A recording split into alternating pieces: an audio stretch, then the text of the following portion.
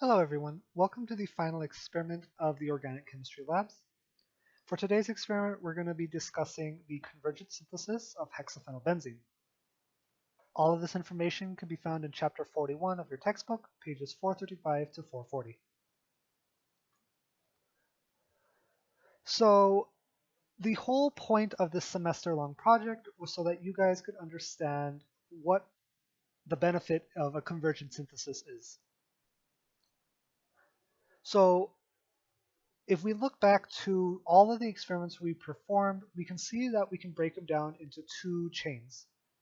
In our first chain, we converted benzaldehyde to diphenylacetylene to make compound A. And in our second chain, we converted benzaldehyde to tetraphenyl cyclopentadienone to make compound B. With these two compounds, we're actually going to combine them into our final experiment to make hexaphenylbenzene. So all of this is an example of a convergent synthesis. Vice versa, we could also form hexaphenylbenzene using a linear synthesis.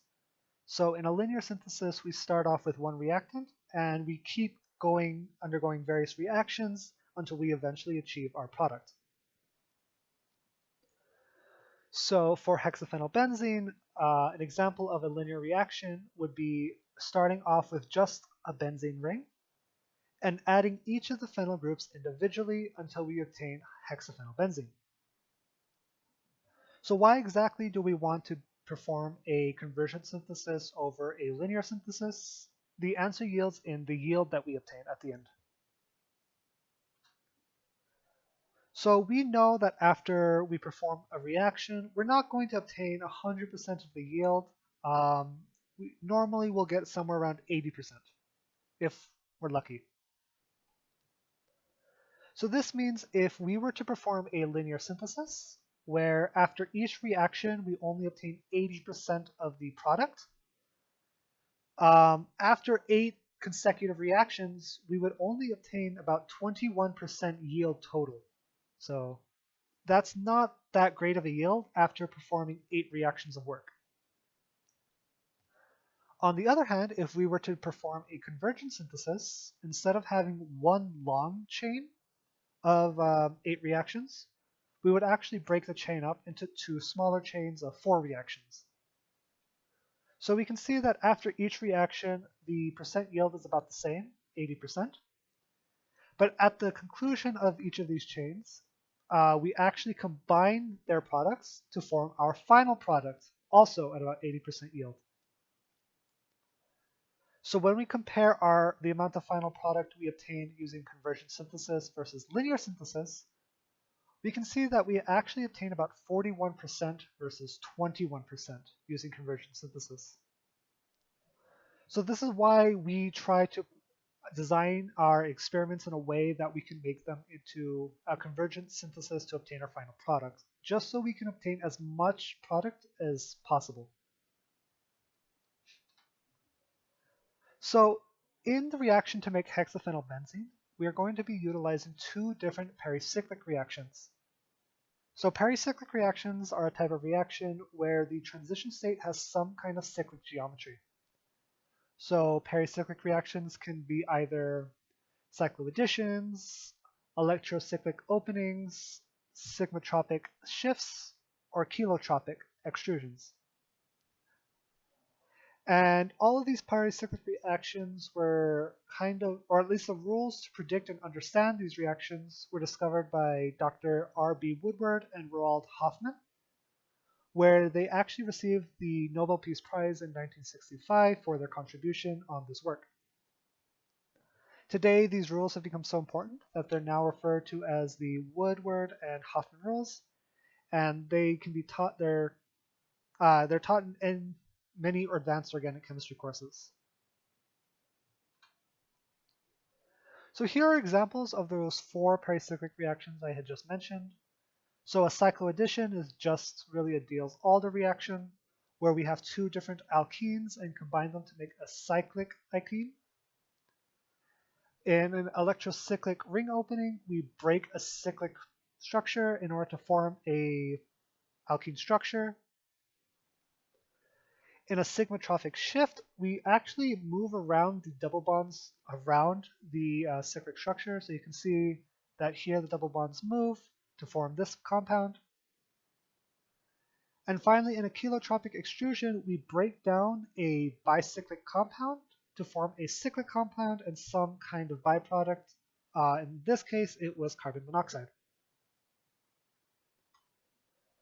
So for hexaphenylbenzene, we'll be using two pericyclic reactions, the cycloaddition and the chelotropic extrusion.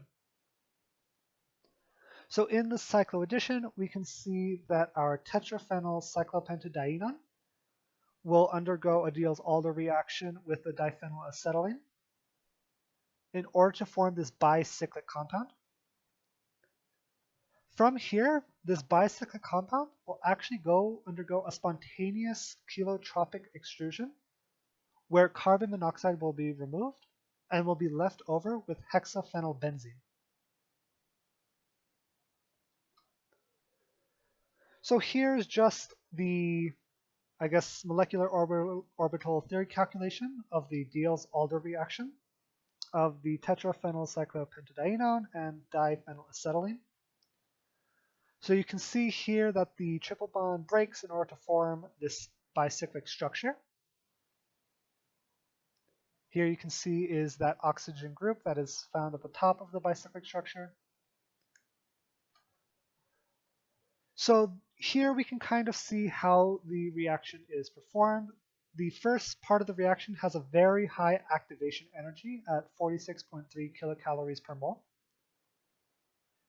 However, we can see that there's a very steep, there's a steep slope that kind of indicates that this experiment is exothermic, releasing about 13.1 kilocalories per mole in heat. So because of this high activation energy, this means that we're going to need to basically heat our reaction quite a bit in order for the reaction to get started.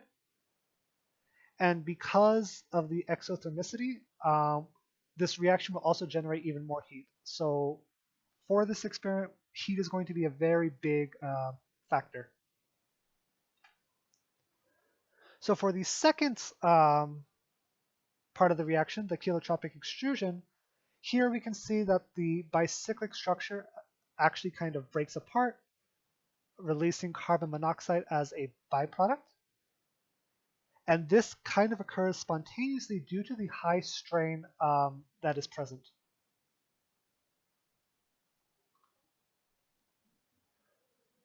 So because of the high amount of strain, there's actually very little activation energy, about 1.4 kilocalories per mole.